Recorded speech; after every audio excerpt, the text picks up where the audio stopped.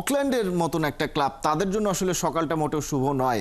Club world কাপে তারা খেলতে নেমেছে, অনেক নিশ্চয়ই এক্সাইটমেন্ট তাদের ছিল। নিউজিল্যান্ড থেকে তারা গিয়েছে যুক্তরাষ্ট্রে, কিন্তু প্রথম ম্যাচেই 10টা গোল হজম করেছে। সেটা কি আসলে বায়ার্ন মিউনিখের শক্তিমত্তার কারণে নাকি তাদের দুর্বলতার কারণে? ধন্যবাদ। মূলত সকালটি তাদের জন্য আরও বেশি এক্সাইটিং ছিল অন্য একটি সকাল, যেটি হচ্ছে ক্লাব ওয়ার্ল্ড কাপের গ্রুপ পর্বের যখন ড্রটা হচ্ছিল তখন। তো গতকাল আমি একটা আর্টিকেল পড়ছিলাম যে অকল্যান্ড সিটির যে ফুটবলাররা ছিল তারা মেইনলি সবাই ফুটবলের পাশাপাশি অন্যান্য পেশায়ও যুক্ত।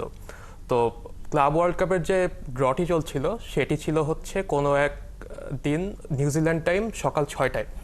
তো সব ফুটবলাররা নাকি কাজে যাওয়ার আগে সেই ড্রটি দেখছিল, এবং ড্রতে তারা যখন দেখছিল যে বায়ার্ন মিউনিক, বেনফিকা, বোকা জুনিয়র্সের মতো ক্লাবগুলো তাদের সাথে খেলতে নামবে ক্লাব ওয়ার্ল্ড কাপে, সেটাই তাদের জন্য অনেক বড় এক্সাইটমেন্টের ব্যাপার ছিল। তো গতকাল তারা 10-0 গোলে হেরেছে। রেজাল্টটা আমার মনে হয় না তাদের জন্য খুব একটা ম্যাটার করছে। তারা যে এত বড় একটা টুর্নামেন্ট এসেছে, এবং বেশিরভাগ ফুটবলারই তারা তাদের পেশাদারি দায়িত্ব থেকে আনপেইড লিভ নিয়ে খেলতে এসেছে। তো তাদের জন্য এটা একটা অন্যরকম একটা এক্সপিরিয়েন্স। আমার কাছে মনে হয় 10-0 গোল হয়তো মাঠের ভেতরে তাদের জন্য কষ্টকর ছিল, বাট মাঠের বাইরে বায়ার্ন মিউনিখের সাথে তারা খেলতে পেরেছে, এটাই তাদের জন্য একটা বড় বিষয় ছিল।